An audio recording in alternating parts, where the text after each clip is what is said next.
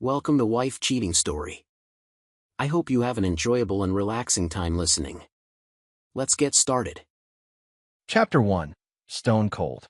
Colonel Ryan Stone wasn't a man who believed in coincidences. 15 years in Delta Force had taught him that patterns always revealed themselves if you looked hard enough.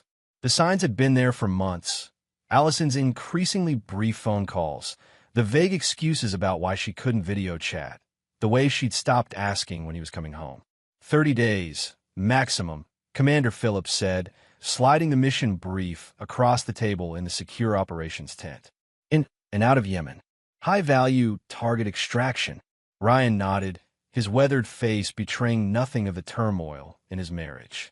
At 42, his body bore the scars of countless operations, but he kept himself in impeccable condition. His men respected him not just for his tactical brilliance, but for his composure under pressure.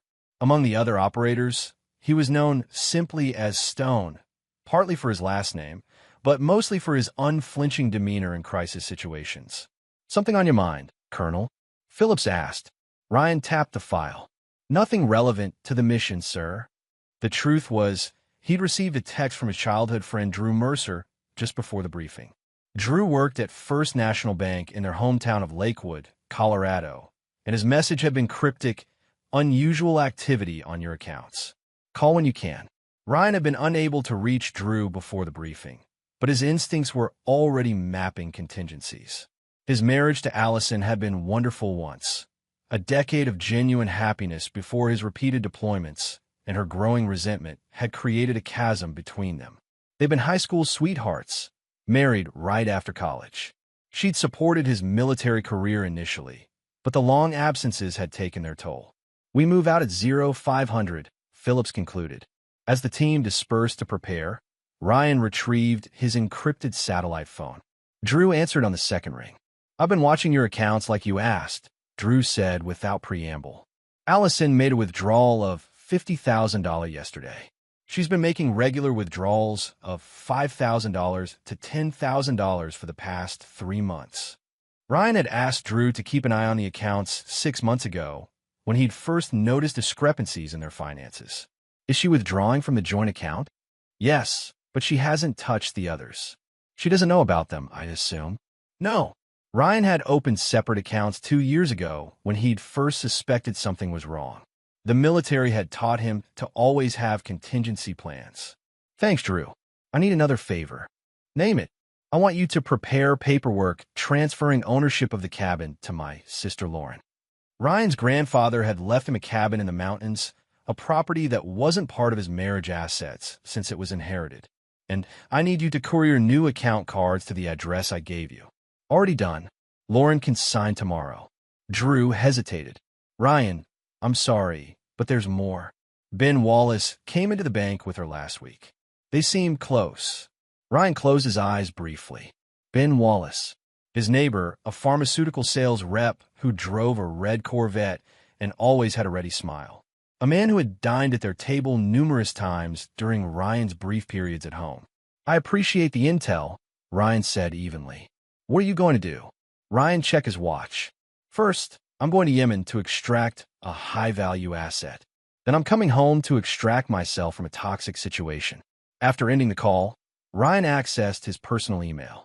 There was a message from his private investigator, photos of Allison and Ben entering hotels, having intimate dinners, shopping for furniture together. The most recent photos showed Ben's car parked in Ryan's driveway overnight, while Ryan was supposedly deployed. With methodical precision, Ryan drafted emails to his lawyer, financial advisor, and security company. He authorized specific actions to be taken in his absence. Then he composed one final email to his sister Lauren with instructions about the cabin and a storage unit he'd rented 6 months ago, already filled with the personal possessions he truly valued. As he prepared for the mission, Ryan's mind was already executing a different operation, one that would secure his future and ensure that betrayal carried consequences. Chapter 2. The Email. The Yemen extraction had gone sideways almost immediately. Bad intelligence had placed their target in a compound crawling with hostiles. Ryan's team had sustained casualties, though they'd ultimately succeeded in retrieving both the primary target and his family. Ryan himself had taken a bullet through his shoulder, though he'd continued to command the operation without faltering. 3 weeks into what was supposed to be a month-long deployment, Ryan was lying on a cot in a field hospital when Phillips brought him a satellite phone. Call from stateside, Phillips said, his expression carefully neutral. Seems important. It was Drew again. I wanted to call before you checked your email. Allison emptied the joint account yesterday, all $418,000. She left exactly $5. Ryan's expression didn't change. The other accounts? Untouched. She doesn't know about them. And the cabin paperwork? All transferred to Lauren, as you requested. The deed recording happened yesterday. Ryan nodded. Thank you. After hanging up, Ryan used the phone to check his email. There it was, time-stamped 4 hours ago. Ryan, I don't know when you'll get this, but I can't do this anymore. The distance, the secrets, the constant fear, it's too much. I've filed for divorce. The papers will be waiting when you return. I've taken my fair share of our joint account to start my new life. I've also decided to stay in the house until it sells. It's half mine, after all. I hope someday you'll understand that we both deserve happiness. Mine is with Ben now. He understands me in ways you never tried to. Allison. Ryan read the email twice, memorizing every word, every justification. Then he typed a single word in response. Understood. He handed the phone back to Phillips. I need to be on the next transport back to the States. Your wound is not mission critical. My presence at home, however, is time sensitive. Phillips studied him. Family emergency? You could say that. Ryan's voice was calm, but his eyes had taken on the cold focus his team recognized from their most dangerous operations. 24 hours later, Ryan was on a military transport plane heading back to Colorado. During the flight, he reviewed the contents of an encrypted file on his tablet, the results of 6 months of quiet investigation and preparation. There were financial records, surveillance photos, account numbers, property deeds, and recordings, all meticulously organized. Upon landing at Peterson Air Force Base, Ryan was met by Lauren, his younger sister. At 38, she shared his strong jawline and analytical mind, though she'd channeled hers into becoming a corporate attorney instead of a military career. How bad is it? She asked as they drove toward Lakewood. Calculated betrayal, Ryan replied, but not unanticipated. Lauren glanced at him. The cabin transfer is complete. I've moved the items from your storage unit there, as requested, and the security upgrades? Installed last week. Full surveillance system with remote access, as well as the physical upgrades you specified. Ryan nodded. She doesn't know I'm back yet. No, but Ryan. Lauren hesitated. Ben Wallace has moved in. Your neighbors called me. I'm aware. Ryan's voice was eerily calm. It's actually more convenient this way. Lauren knew her brother well enough to recognize the dangerous edge in his voice. What are you planning to do? Ryan's smile didn't reach his eyes. I'm going to say hello to my wife. Chapter 3. Foundations of Vengeance. Ryan didn't go directly to the house. Instead, he headed to Drew's office at First National Bank. Drew had been his friend since 3rd grade, and while their paths had diverged, Drew into finance, Ryan into the military. Their loyalty had remained constant. Drew was waiting with a thick folder of documents. Everything you asked for, he said, sliding the folder across his desk. Account statements, withdrawal records, and the property assessments. Ryan reviewed the documents, noting that Allison had been systematically withdrawing cash for nearly a year. The pattern suggested planning, not impulse. She's been calculating this for a long time, Ryan observed. Drew nodded. There's more. Ben Wallace quit his job 3 weeks ago, and they've been looking at properties in California. Ryan raised an eyebrow. Investment properties? No. Residences. Expensive ones. Ryan tucked the folder into his bag. I need to access the safe deposit box. In the bank vault, Ryan opened the box he'd maintained for 5 years. Inside were several passports, cash in various currencies, memory cards, and a small recording device. He took everything except one passport and half the cash. The foundation is already laid, he told Drew as they walked out. Now I just need to set the first charge. His next stop was the office of Patricia Nordstrom, the best divorce attorney in Colorado. Ryan had first consulted her 6 months ago, when his suspicions had solidified into certainty. Patricia greeted him with professional efficiency. "I was expecting your call, though not quite so soon." Circumstances accelerated the timeline. Ryan placed a USB drive on her desk. "Everything is here. Financial records, evidence of infidelity, and documentation of assets acquired prior to the marriage." Patricia plugged in the drive. "You've been thorough. I believe in preparation." She studied him. "Most clients come to me emotional, unprepared. You're different. I've never believed in fighting battles without reconnaissance and strategy." Ryan leaned forward. "I want this handled precisely according to the plan we discussed. No deviations." "Understood. And the house? I'll handle that personally." After finalizing the legal strategy, Ryan drove to a modest hotel on the outskirts of town and checked in under a name that wouldn't raise flags in Allison's circle. He showered, changed the dressing on his wound, and opened his laptop. The security system he'd installed at the house, ostensibly for Allison's protection during his deployments, gave him complete access to cameras covering every approach to the property, as well as monitoring systems for the electrical and water utilities. He hadn't placed cameras inside. That would have been a step too far, but he didn't need them. Through the external cameras, Ryan watched as Allison and Ben returned to the house, groceries in hand, laughing. Ben carried the bags with a proprietary air, using Ryan's house key to unlock the front door. Ryan's expression remained impassive as he activated the second phase of his plan. With a few keystrokes, he initiated a series of financial transactions that would become visible in exactly 72 hours. Then he sent a text message to a number very few people had access to.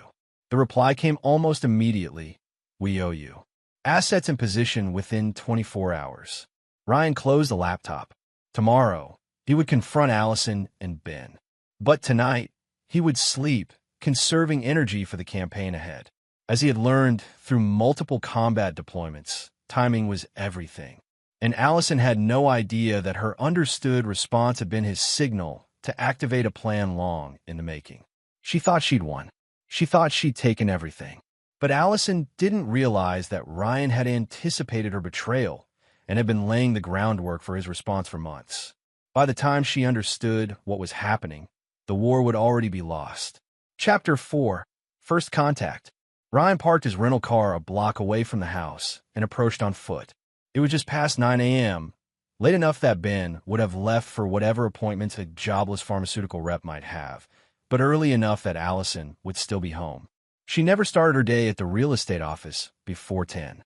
He used his keys silently, entering the home he'd purchased 7 years ago. The interior had already changed. New artwork on the walls, different furniture in the living room. The framed photos of Ryan and Allison had been removed, replaced with abstract prints. Allison was in the kitchen, back turned, pouring coffee. The familiar scent of her perfume mixed with the aroma of French roast. "Hello, Allison." She whirled, coffee mug shattering on the tile floor. Her face, always beautiful, went pale. She was wearing silk pajamas Ryan had never seen before. "Ryan, you're not supposed to be back for weeks. Plans change." He remained in the doorway, studying her with detached interest, especially when one receives a divorce notification via email. Allison's shock gave way to defiance. "You were unreachable. What was I supposed to do? Perhaps not empty our joint account? Perhaps not move your lover into our home?" His tone remained conversational. "Just suggestions. It's my home, too." She stepped over the broken mug, moving to put the kitchen island between them. "And it was my money, too." Interesting perspective. Ryan placed his duffel on the counter. "I'll be collecting some of my belongings today. Ben will be back soon." Ryan smiled. "No, he won't. Ben is currently touring a property in Aspen with what he believes is a potential client. The showing will run long. Very long." Allison's eyes widened. "How did you?" "I know many things, Allison. For instance, I know that you and Ben have been planning this for at least 14 months. I know about the hotel in Denver last March, the weekend you said you were at a real estate conference. You had me followed?" Her outrage seemed genuine. "No, I simply paid attention." Ryan unzipped the duffel and removed a folder. "Did you really think I wouldn't notice the changes in your behavior?" The new passwords on your phone? The unexplained expenses. That's paranoid and controlling. Is it paranoid if the threat is real? Ryan slid the folder across the island. These are copies of the financial records I've submitted to my attorney. You should recognize the transactions. Allison opened the folder, her expression shifting from defiance to concern as she flipped through the pages. Ryan had highlighted the systematic withdrawals she'd made, dating back more than a year. "This is my money too," she repeated, but with less conviction. "Some of it, yes. But you took all of it, Allison. And that creates certain legal complications." Ryan retrieved another folder from his bag. "These are copies of the premarital assets documentation. The cabin is no longer relevant to our divorce proceedings." "What do you mean?" "I transferred ownership to Lauren 6 months ago. It was never marital property since it was inherited." Allison's face flushed. "You can't just—" "I can and did. Legally." Ryan remained calm. "As for the house, you're correct that you have a claim to it. We'll let the courts decide the specifics." "I've already filed the divorce papers," Allison said, regaining some composure. "My lawyer says Colorado is an equitable distribution state. I get half of everything." "Half of the marital assets," Ryan corrected. "Not half of everything. But we can discuss that another time. I'm only here for some clothes and personal items." As Ryan moved toward the stairs, Allison followed. "What happened to your shoulder?" she asked, noticing his careful movements. "Bullet wound. Yemen. Not that you asked when I was deployed." In the bedroom, more changes were evident. Ben's clothes hung in what had been Ryan's closet. The bedding had been replaced with an unfamiliar gray set. Ryan opened a specific drawer in the dresser. It was empty. "Looking for something specific?" Allison asked, watching from the doorway. "Just confirming a theory." Ryan turned to the closet, retrieving a duffel bag from the back. It contained precisely what he expected, nothing of value. His service medals, family heirlooms, and personal mementos were all missing. "Where are my medals, Allison?" She crossed her arms. "In storage. This is my bedroom now, and I needed the space." Ryan nodded, as if this confirmed something important. "One more question. The jewelry your mother left you, where is it?" Allison's hand instinctively went to her neck, where she often wore her mother's pendant. "In my safe." "What?" "Just curious about what you consider important enough to protect." Ryan zipped up the empty duffel. "I'll be back for the rest of my belongings once the court issues the preliminary orders." As he headed downstairs, Allison called after him. "That's it? You're just leaving?" Ryan paused at the front door. "What did you expect, Allison? A scene? Begging? That's not who I am. You don't even seem angry." "Anger is a waste of energy unless properly channeled." Ryan's gaze was disconcertingly calm. "I responded to your email with understood because I do understand perfectly. You made your choice. Now we both live with the consequences." The statement hung in the air between them, its full meaning not yet clear to Allison. As Ryan walked to his car, he made a call. "Phase 1 complete," he said when the line connected. "Initiate Phase 2. Chapter 5. The Pieces Move." Over the next 72 hours, Ryan operated from a suite at the Brown Palace Hotel in downtown Denver. The historic hotel offered the privacy and security he required, along with proximity to the financial and legal resources he needed to access.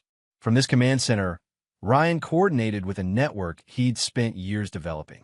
His military career had connected him with people who possessed very specific skill sets, people who owed him favors. Milo Pearson was one such individual.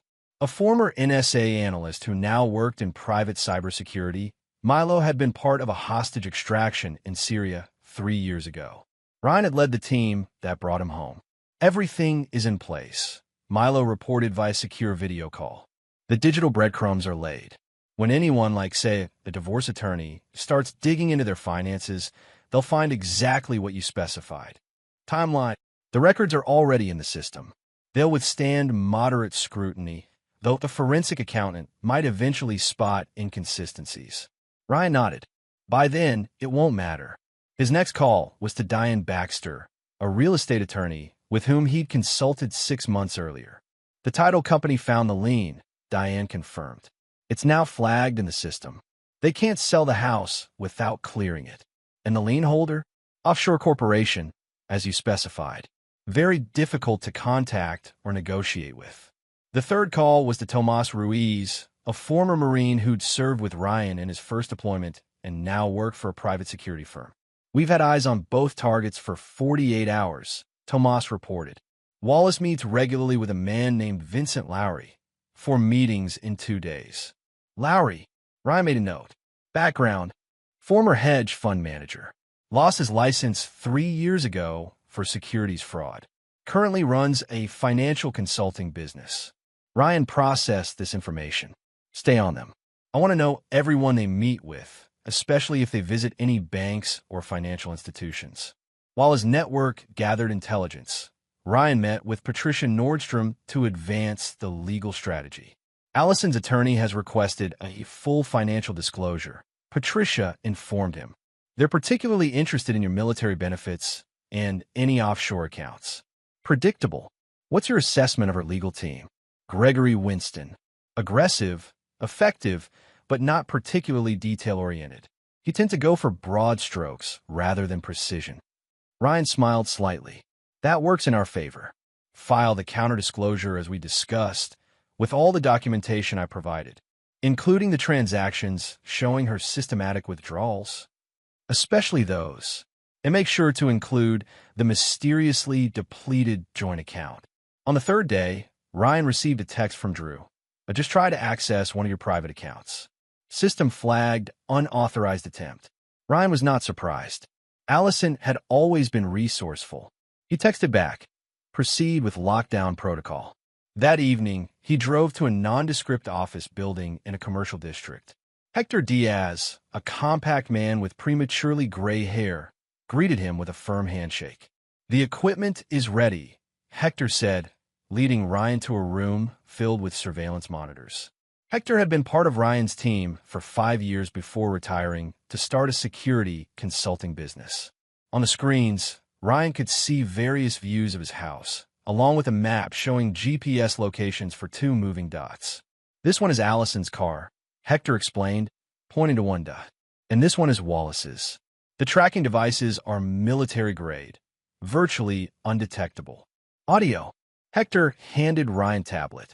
Everything from the house security system is feeding to this. You can review all recordings remotely. Ryan studied the setup. Show me what they've been saying when they think they're alone. Hector pulled up a recording from the previous evening. Ben and Allison were in the kitchen, drinking wine. Once the divorce is final, we'll have enough to start fresh in California, Ben was saying. The market there is much better for the business we want to build. Ryan's being surprisingly cooperative, Allison replied. It's almost unsettling. I expected him to fight this. Maybe he just knows he can't win. Ben's voice was smug. And hey, by the time everything's settled, our other project with Vince should be paying dividends. Ryan had heard enough. What about the cabin surveillance? Hector switched to different feeds, showing the exterior of Ryan's mountain property. All set. Motion detection, night vision, cellular backup. If anyone approaches within 50 yards, you'll know about it. As Ryan left, Hector asked, do you need anything else? My team is standing by. Not yet. Ryan's expression was coldly determined. But soon, they're starting to make mistakes. On his way back to the hotel, Ryan received a call from Patricia. Allison's attorney is requesting an emergency hearing. They're claiming you've hidden assets and are asking for a temporary freeze on all accounts. Perfect, Ryan said.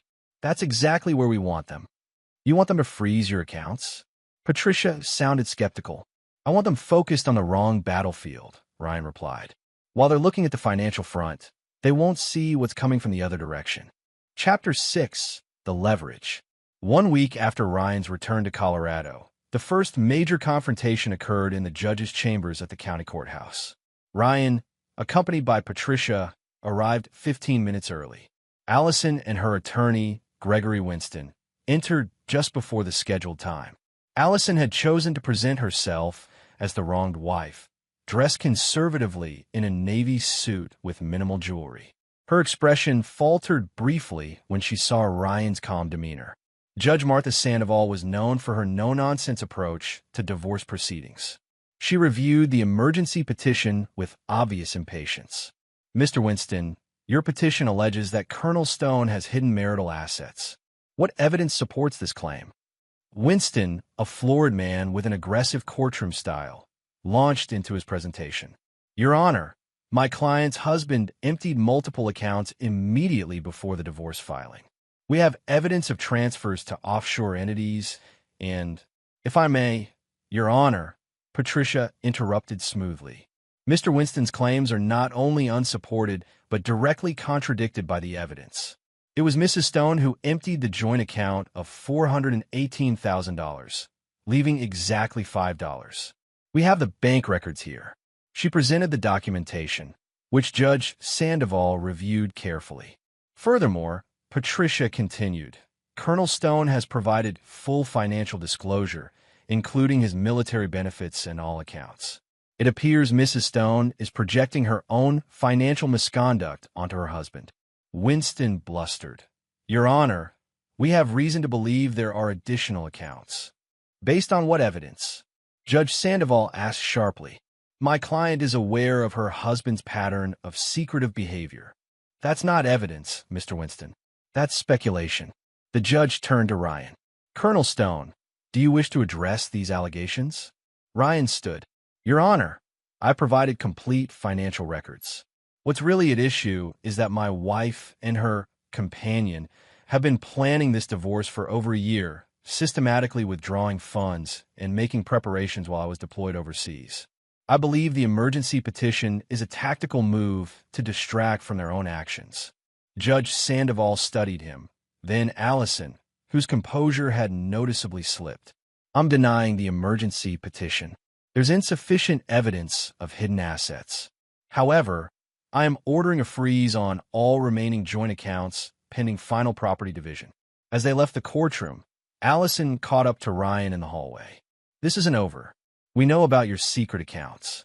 Ryan regarded her with that same unsettling calm. There's a difference between secrets and privacy, Allison. But you never did understand that distinction. What's that supposed to mean? It means that while you were searching for hidden money, you missed what was hidden in plain sight. Ryan glanced at Ben, who was waiting by the elevator. By the way, how well do you really know your new partner? Allison's eyes narrowed. Better than I ever knew you, apparently. We'll see. Ryan nodded to Patricia, and they walked away, leaving Allison looking uncertain for the first time. Back at the hotel, Ryan received a call from Tomas. We've confirmed Wallace's connection to Lowry. They're definitely planning something involving California real estate. Lowry has a history of running investment scams targeting wealthy divorcees. Interesting, Ryan said. And their funding source? That's where it gets complicated. It appears Wallace has been telling Lowry that he's coming into significant capital soon, around $400,000. The exact amount Allison had withdrawn from the joint account. Ryan's suspicions were confirmed. Keep monitoring. I want to know the moment they make any move toward California. That evening, Ryan met with Drew at a quiet bar downtown. Drew slid a USB drive across the table. Everything you asked for. Bank records showing Allison accessed her safe deposit box 3 times in the past week. And something else you should see. Ryan plugged the drive into his tablet. Among the files was a surveillance photo of Ben meeting with a woman who wasn't Allison, an attractive brunette who was clearly comfortable in his company. Who is she? Nicole Farber. Works at Mountain View Realty, same office as Allison. They're supposedly friends. Ryan studied the image. How friendly is she with Ben? Based on where his hand is in that photo, I'd say very. Drew sipped his beer. They've met 4 times in the past 10 days, always at the same hotel. Does Allison know? Not yet. Ryan's expression didn't change, but a cold satisfaction settled in his eyes. Perfect. This is exactly the leverage we need. For what? To drive the first wedge. Ryan tucked the tablet away. Ben Wallace is running a classic con. Seduce a woman with access to money, convince her to invest in a sure thing, then disappear with the cash. He's already setting up his escape hatch with this Nicole. Are you going to tell Allison? Not yet. First, I want them to feel secure, to believe they're winning. Ryan checked his watch. Now, I need you to do something else for me. Something that will seem completely unrelated. Ryan outlined his request, and Drew listened with growing amazement. That's devious. No, Ryan corrected. It's calculated. Every action has consequences. Allison and Ben are about to discover theirs. 2 days later, Ben Wallace received a letter from United Western Bank, informing him that his loan application for commercial property in California had been pre-approved based on his excellent credit rating and the substantial down payment he'd specified. All he needed to do was complete the final paperwork at their California branch and transfer the down payment. When Ben shared this news with Allison, their celebration was captured by the home security system Ryan still monitored. Their plan was moving forward exactly as they'd hoped, or so they thought. What they didn't know was that the pre-approval letter had been carefully crafted by Ryan's team, the bank letterhead perfect, the loan officer's signature flawless. It was the first domino in a sequence designed to collapse at precisely the right moment. Chapter 7. The Unraveling. 3 weeks after Ryan's return to Colorado, Allison and Ben flew to California to finalize what they believed was a legitimate real estate investment. They'd chosen a property in Newport Beach, a commercial building they planned to convert into office suites, with projected returns that seemed almost too good to be true. Because they were, in fact, too good to be true. The meeting at United Western Bank took place in a legitimate-looking office rented for the occasion and staffed by members of Hector's security team, posing as bank employees. Ben confidently presented the down payment, $380,000 in cashier's checks from the money Allison had withdrawn from the joint account. The loan officer, actually a former actress who owed Hector a favor, processed the paperwork with professional efficiency, providing Ben and Allison with what appeared to be valid documentation of their investment. They left believing they had secured their future. While they celebrated with champagne at an oceanfront restaurant, the real operation was unfolding. The cashier's checks were deposited into an escrow account controlled by Patricia's law firm, not stolen, but held as evidence of financial misconduct during divorce proceedings. Meanwhile, back in Colorado, Ryan executed the next phase of his plan. Using the access codes Allison had unwittingly provided through the home security system's keystroke monitoring, he gained entry to her real estate office after hours. He wasn't there to steal or vandalize, but to place something, a small listening device in her desk drawer, matched with a tiny camera concealed in a decorative item he knew she would move. When Allison returned from California, she would find several unpleasant surprises waiting. The first came when she tried to access her email at work and discovered her password had been changed. The IT department confirmed that the change request had come from her account, using her security questions. The second surprise arrived in the form of a formal letter from the Colorado Real Estate Commission, informing her that an ethics complaint had been filed against her. The complaint, anonymously submitted with detailed documentation, alleged that she had improperly used client information for personal gain. The third and most devastating surprise occurred when she returned home to find divorce papers taped to the front door. Not the original filing, but an amended petition from Ryan's attorney that included shocking new allegations: conspiracy to commit fraud, misappropriation of marital assets, and evidence of an attempt to illegally transfer those assets across state lines. Attached to the petition were copies of the very documents she and Ben had signed in California, along with surveillance photos of them at the fake bank. Allison frantically called Ben, who had remained in California for what he claimed was a meeting with potential clients. "Ben, we're in serious trouble," she said, her voice shaking. "Ryan knows everything about California. He has copies of the paperwork, photos of us at the bank, everything." "That's impossible," Ben insisted. "Nobody knew about this except us and Vince." "Well, someone knew, and now I'm being accused of fraud." "Just calm down," Ben said. "We haven't done anything illegal. We were investing our own money." "No, Ben. It was marital assets. Money from my joint account with Ryan. Money that legally should have been frozen until the divorce was finalized." Allison's panic was growing. "This could cost me my real estate license. I could face criminal charges. Look, I need to sort some things out here.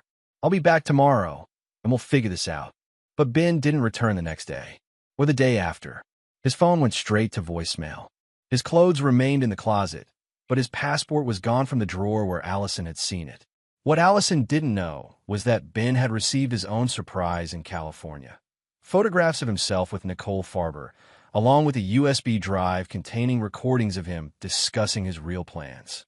In one particularly damning recording, Ben told Vincent Lowry that he intended to cash out once the money is secured and disappear to Mexico without Allison. Ben didn't realize that Vince had been working for Ryan for weeks, ever since Ryan's team had discovered the connection and approached Lowry with a simple choice: cooperation or exposure of his previous frauds to his probation officer. Abandoned and desperate, Allison tried to access the money she'd transferred to California, only to discover that the account number she'd been given led nowhere. The bank itself was legitimate, but the specific branch they'd visited didn't exist. It was at this lowest point that Allison received a text from Ryan, "My attorney's office. Tomorrow, 10 a.m. Chapter 8, The Revelation. The law offices of Nordstrom and Associates occupied the top floor of a sleek downtown building. Allison arrived 10 minutes early, her usual confidence shattered. The receptionist directed her to a conference room where Ryan waited alone, reviewing documents. He looked up as she entered. "Thank you for coming." Allison remained standing. "Did I have a choice? You've destroyed my life." "No, Allison, you destroyed your own life. I simply ensured you experienced the consequences. This is revenge. This is justice." Ryan gestured to the chair across from him. "Please sit. What I'm about to show you will take some time to process." Reluctantly, Allison sat. Ryan opened a laptop and turned it to face her. On the screen was a video of Ben and Nicole Farber in an intimate embrace. "That's from 2 months ago," Ryan said calmly. "While I was deployed, Ben was playing both of you." Allison's face paled. "Why are you showing me this?" "Because you deserve to know who you betrayed me for." Ryan clicked to another file, an audio recording of Ben talking to Vincent Lowry. "Once we secure the investment capital from Allison, I'll need about 2 weeks to transfer everything to the Cayman account," Ben's voice said clearly. "She believes we're building a life together, but that's your specialty, isn't it, Vince? Selling beautiful lies." Allison's hands trembled. "He was going to steal my money." "Your money? You mean the marital assets you illegally withdrew?" Ryan's voice remained even. "Yes, that was always his plan. Ben Wallace has done this before. 3 times, in fact. Different states, different names sometimes, but the same scheme." He slid a folder across the table.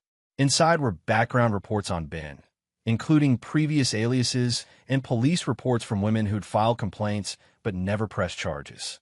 "How did you know?" Allison whispered. "I didn't initially, but once I suspected your infidelity, I started paying attention. The patterns were there, the unexplained expenses, the changes in your behavior, the new passwords. I began documenting everything 6 months ago." "So all of this, the fake bank, the California property, it was all a trap?" Ryan nodded. "One you walked into willingly, just as you walked into Ben's trap. The difference is I wasn't trying to steal from you. I was building a case." "A case for what?" "Originally, just for the divorce. I wanted to ensure you couldn't take everything we'd built together." Ryan's eyes hardened. "But then you emptied our joint account while I was on a mission. You moved your lover into our home. You crossed lines that couldn't be uncrossed." Allison's defiance resurfaced. "So you decided to ruin me? Is that it?" "No, I decided to let you ruin yourself." Ryan opened another file on the laptop, the ethics complaint filed with the real estate commission. "This wasn't my doing. This came from Nicole Farber. Apparently, she discovered that Ben was involved with you at the same time, and she didn't take it well." "Nicole filed the ethics complaint? But she's my friend." "Evidently not." Ryan closed the laptop. "Here's where we stand, Allison. The money you withdrew is being held in escrow. Ben has disappeared, probably to Mexico. Your professional reputation is in jeopardy, and the divorce proceedings have barely begun." Tears welled in Allison's eyes. "What do you want from me?" "A clean break. No more games, no more lies." Ryan pushed a new set of documents across the table. "These are revised divorce terms. You keep your separate property, your car, your personal belongings, your jewelry. I keep mine, including the cabin. We sell the house and split the proceeds. The money you withdrew is returned to marital assets and divided accordingly." Allison scanned the documents. "And the ethics complaint? That's between you and the commission." I have no control over Nicole's actions. But you could tell them. Tell them what? That you didn't knowingly participate in Ben's scheme? That would require lying under oath, and I won't do that. Allison's shoulders sagged. I never meant for things to go this far. Intentions matter less than actions, Allison. You made choices. Those choices had consequences. Ryan stood. Patricia will be here in 20 minutes to witness if you decide to sign. I'll leave you to review the documents. As he reached the door, Allison asked, Did you ever love me? Ryan? Really love me? Ryan paused, his back to her. Yes, completely. That's why your betrayal warranted such a comprehensive response. He left her alone with the documents and her regrets. Chapter 9. Ashes and Steel. 6 months after the confrontation in Patricia's office, Ryan stood on the deck of his cabin, watching a summer storm approach across the mountains. The divorce had been finalized 3 months earlier, with Allison accepting the terms he'd offered, not out of generosity, but because she'd recognized she had no better options.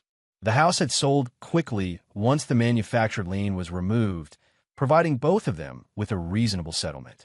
Ryan had used his portion to expand the cabin, adding a workshop where he now spent hours crafting furniture from reclaimed wood, a skill his grandfather had taught him years ago. His phone rang, Lauren calling for their weekly check-in. I just heard some interesting news, she said after they'd exchanged greetings. Allison lost her real estate license. The commission's ruling came down yesterday. I'm aware, Ryan replied, watching lightning flicker in the distance.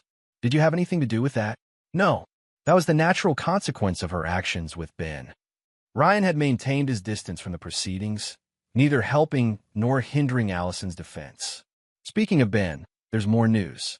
Mexican authorities found a body matching his description in Puerto Vallarta. Apparent robbery gone wrong. Ryan said nothing, his expression unchanged as thunder rolled across the mountains. Ryan.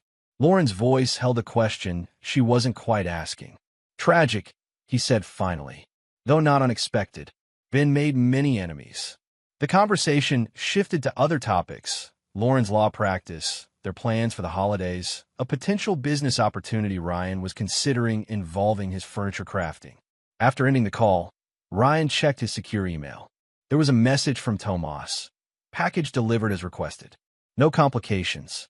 Ryan deleted the message, then accessed a numbered account at a bank in the Cayman Islands. The balance showed a withdrawal of exactly $50,000 2 days earlier.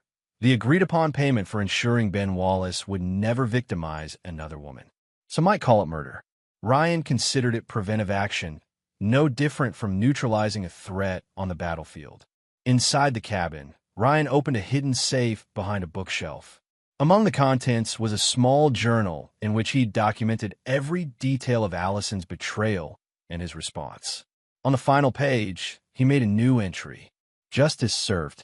Chapter closed. Later that evening, as rain lashed against the windows, Ryan received an unexpected text from a number he didn't recognize. It's Allison. Can we talk? I need closure. Ryan studied the message, considering his response. In the months since the divorce, he'd rebuilt his life with the same methodical precision he'd used to dismantle hers. He'd started a small furniture business, reconnected with military colleagues, even had dinner occasionally with a bookstore owner named Serena who asked intelligent questions and seemed genuinely interested in his woodworking. Allison was part of a closed chapter, a painful lesson in betrayal and consequence. He typed his response carefully. There's nothing left to discuss. Seek your closure elsewhere. Then he blocked her number, tossed another log on the fire, and returned to the blueprint he'd been drawing for a custom dining table. The past was settled. The future was his to build, one precise measurement at a time. In the distance, lightning struck a dead tree, splitting it from crown to root. Ryan watched the brief, brilliant illumination without emotion. Some things, once broken, were meant to stay that way. And there you have it. Another story comes to an end. What did you think? I'd love to hear your thoughts in the comments below. If you enjoy this story, consider joining our community by subscribing. It means the world to us. For more stories like this one, check out the recommended videos on screen. And I'll see you there.